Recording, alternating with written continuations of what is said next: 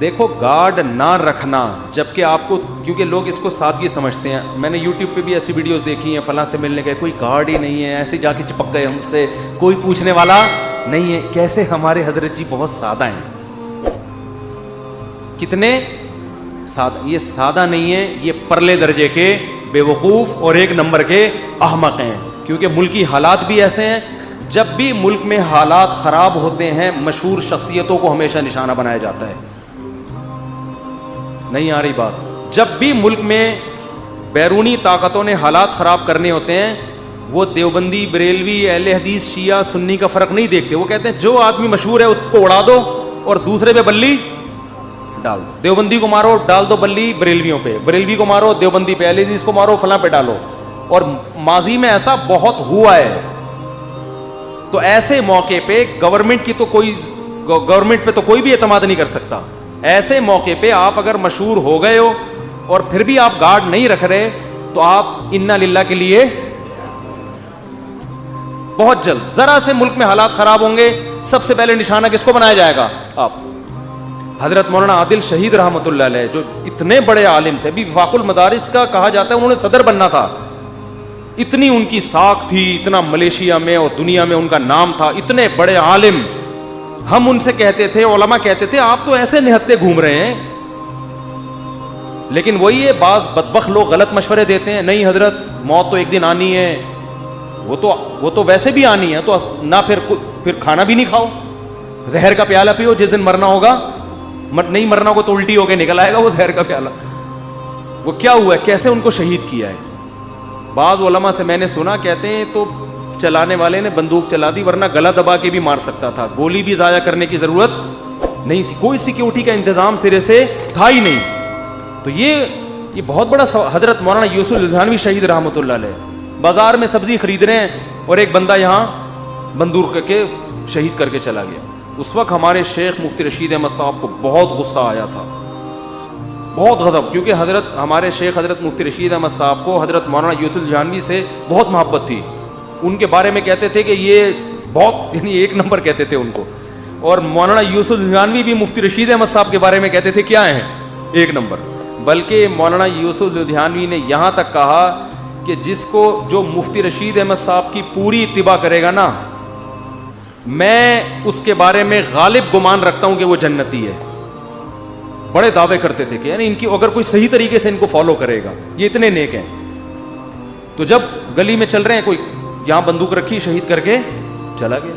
حضرت اتنے حیران ہوئے، حضرت ان کے متعلقین پر حیران ہوئے کہ دیکھو جو خود شخصیت ہوتی ہے نا، اس کو اپنی فکر نہیں ہوتی، اس کے چاہنے والوں کی ذمہ داری ہوتی ہے کہ اس کو اس پر لے کر آئیں. وہ گارڈ نہیں بھی رکھ رہا، زبردستی تھوپیں گارڈ کہ کیسے گھوم رہے ہو بھائی. آپ نہیں رکھ رہے اس کا مطلب آپ کو محبت، یعنی آپ اس کو مجبور اگر نہیں کر رہے اس کا مطلب آپ کو ان کی شہادت سے آپ کی صحت پہ کوئی فرق پڑنے والا نہیں ہے. ایک طرف آپ محبت کے دعوے بھی کرتے ہو اور دوسری طرف آپ نے اپنے پیر صاحب کی حفاظت کا کوئی انتظام نہیں کیا. کب تک چھپو گے پیڑوں کی آڑ میں، کبھی تو ملو گے لنڈا بازار میں. وہ شعر میرا بڑا ہٹ، اس کا اس سے تعلق نہیں ہے لیکن ویسے ہی لنڈا بازار ایک ایسی جگہ ہے جہاں ہر آدمی آنکھ بچا کے جاتا ہے. ڈیفنس والے بھی آتے ہیں، کیونکہ وہاں سے خریدی ہوئی پینٹ کے بارے میں کوئی نہیں بتا سکتا کہ یہ طارق روڈ سے خریدی ہے یا لنڈا بازار سے. یہی تو کمال ہے لنڈا بازار کا، اگر پکڑے جاتے تو پھر لنڈا کی مارکیٹ چلتی. میں نے ایک دفعہ اوریجنل لیدر کی جیکٹ صدر سے خریدی، لوگ بار بار کہتے لنڈا سے لی ہے. میں نے کہا کاش لنڈا سے لے لیتا، وہ زیادہ اچھا، پیسے بھی بچتے، عزت بھی رہتی. تو یہ حماقت ہے کہ آپ بہرحال ایک مشہور تو ہو گئے نا، صحیح ہوئے غلط ہوئے وہ ہمارا تو آپس میں وہ پھٹا چلتا رہتا ہے. لیکن آپ جب مشہور ہو گئے اور آپ پہ حملے بھی ہو چکے ہیں، 2-3 دفعہ چاقو مارنے FIR کٹی ہیں، اور آپ مجذوب بن کے کہہ رہے تھے ہمارے تو جو بھی جاتا ہے گلے مل کے. ایسا نہ ہو ایک دن کوئی گلے ملے اور آپ کسی کو دوبارہ ملنے کے قابل نہ رہے. جو بھی مشہور ہوگا، صحیح ہو غلط ہو، میں اس پہ بحث میں نہیں جا رہا، چاہے کسی بھی مسلک سے ہو، ملک میں اس کو بہرحال خطرہ ہے کہ جب بھی فسادات کسی نے کرانے ہوتے ہیں تو مشہور مفتی تقی عثمانی صاحب کیسے نیوٹرل آدمی ہیں، پوری زندگی میں نے کبھی ان کی زبان مبارک سے کوئی کسی کے خلاف منفی جملہ نہیں سنا، کسی کے خلاف بھی نہیں سنا. ان پہ بھی حملہ ہوا ہے، سمجھتے نہیں ہو. اور ہمارے نبی نے پہرے رکھے ہیں, صحابہ کرام کے پہرے ہوا کرتے تھے, ہم ان سے بھی زیادہ توکل پہ آ گئے. تو کچھ چیزیں ایسی ہوتی ہیں جن کا سادگی سے نہیں, کس سے تعلق ہے, بولو, حماقت سے. اور یہ جو سیلیبریٹی ہوتی ہے نا, اس کو اتنی فکر نہیں ہوتی. یہ انسان کی نیچر ہے, وہ اپنے بارے میں سمجھتا ہے میں نہیں مروں گا اتنے آرام سے, یہ انسان کی نیچر ہے. اس کے متعلقین پر لازم ہوتا ہے کہ وہ اس کو فورس کرے کہ تمہارے باپ کو بھی گارڈ رکھنی. میرے جو گارڈ آپ کو نظر آ رہے ہیں, میں بھی ایسے ہی احمق ہوں. 5-6 سال سے کوششیں ہو رہی تھی مجھے گارڈ دیے جائیں, میں نے کہا نہیں رکھوں گا میں. اور میں اس لیے نہیں رکھ رہا تھا کہ میں نے کہا میں بکری چرانے کے لیے نکلتا ہوں. اب ریوو میں گارڈ بیٹھے ہوئے ہیں, مفتی صاحب دمبی کو لے کے جا رہے ہیں, تو عجیب سا لگے گا نا.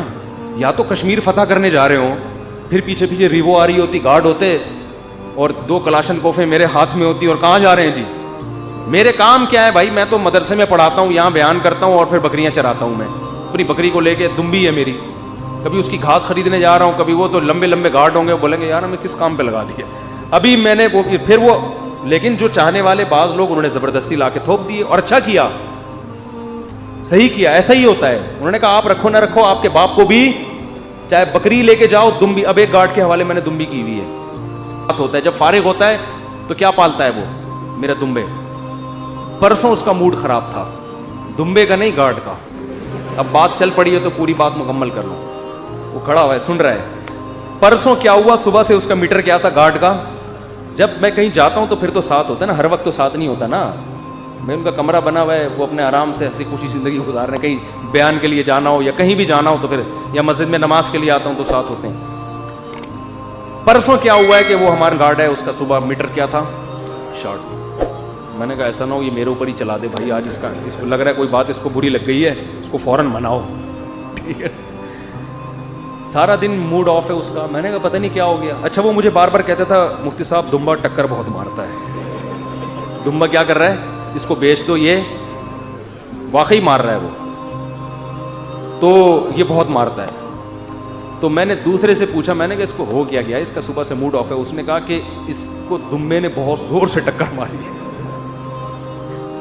اس کو دمبے نے بہت زور سے ٹکر ماری. میں نے کہا چلو مار دی, اٹھ گیا, تو اب تو موڈ صحیح کر لو نا, اور پھر دمبے پہ غصے ہو, ہم پہ کیوں غصے ہو رہے ہو. تو میں نے اس سے پوچھا کیا ہوا, کہہ رہے ہیں یار میرے دونوں کان سے سنائی نہیں دے رہا. میں نے کہا ٹکر تو ایک پہ ماری ہوگی نا, تو دوسرے سے کیوں. اس نے کہا میں دیوار کی طرف بیٹھا ہوا تھا, ادھر سے ٹکر ماری ہے, یہ والا اس دیوار پہ جا کے اتنی زور سے ماری. خیر اللہ کا شکر ہے اب سنائی دے رہا ہے, وہ صحیح ہو گیا نا, سیٹ اپ صحیح ہو گیا. وہ دمبا تو خیر میں نے بیچ دیا ہے, وہ واقعی بہت وہ ہو گیا ہے. تو زبردستی لوگوں نے رکھوا دیے, چاہنے والوں نے, اچھا کیا, ایسا ہی ہوتا ہے. تو جتنے بھی مشہور علماء ہیں ان کے معتقدین کا فرض بنتا ہے کہ وہ چاہیں یا نہ چاہیں آپ نے زبردستی ان کے اوپر مسلط کرنا ہے. ورنہ اکثر جو مشہور لوگ ہوتے ہیں ان کو اپنی وہ انسان خوش فہمی میں مبتلا ہوتا ہے. میں کہہ رہا یار ہمیں کون چھیڑے گا یار, لیکن جب اتنے لوگوں نے اتنوں کو چھیڑ دیا تو ہمیں بھی کوئی چھیڑنے آئے گا تو ٹائم نہیں لگتا. پھر ہم نے خاندانی انتظام کیا الحمدللہ. اللہ تعالیٰ جن لوگوں نے اس میں تعاون کیا اللہ انہیں جزائے خیر دے. تو اور اپنی بھی سیکیورٹی کا بھرپور انتظام کریں. ہر ایک کے چاہنے والے اتنے نہیں ہوتے, علماء کو تو جو چاہتے ہیں زبردستی کر دیتے ہیں, لیکن آپ لوگ اپنی سیکیورٹی کا بھی انتظام, اس میں توکل ٹھیک نہیں ہے. بعض خواتین پرس میں گولڈ لے کے جا رہی ہوتی ہیں, پھر چھینتے ہیں وہ بسوں کے اندر, پھر روتی پھر رہی ہوتی ہیں. کیا ضرورت ہے آپ کو اس طرح سے لے کے گھومنے کی. کراچی کے حالات تو سڈنی کے موسم کی طرح ہے. سڈنی ہے نا, اس میں آسٹریلیا میں سڈنی ہے, پتہ نہیں میلبرن, ایک دم سردیاں ایک دم گرمیاں, وہ ایسا ہوتا ہے. تو کراچی کے حالات کا بھی کچھ پتہ نہیں ہوتا کب ٹارگٹ کلنگ شروع ہو جائے. پرسوں یہاں بندہ مار دیا سامنے, پرسوں بسدہ کے اندر بیٹھے بیٹھے بندے کو کوئی گولی مار کے چلا گیا, تو وہیں بیچارے کا انا للہ ہو گیا. اب وہ ہم نے کیمروں سے تصویریں نکال لی ہیں, قاتل کا پتہ چل گیا الحمدللہ. اسی کے اپنا گھر کا رشتہ دار تھا جو سب سے زیادہ میت میں رو رہا تھا. میں اکثر کہتا ہوں جو بہت زیادہ رو رہا ہوتا ہے سب سے پہلے پکڑو نہیں اس کو. خام خواہ میں بعض دفعہ دل واقعی اس کو رونا آ رہا ہوتا ہے, لیکن بہت دفعہ دیکھا ہے کہ جو سب سے زیادہ روتا ہے عموماً اسی نے مارا ہوتا ہے. مجھے تو اکثر اتنے واقعات دیکھ لیے ہیں, تو جو سب سے زیادہ غمزدہ ہو رہا تھا نا, ہائے ہائے اسی وہی نکلا ہے. ہمارے یہاں چاروں طرف کیمرے لگے ہوئے ہیں, تو یہاں کچھ کرنے سے پہلے تھوڑا سا سوچ لیا کریں, ٹھیک ہے نا. مسجد میں بھی لگے ہوئے ہیں,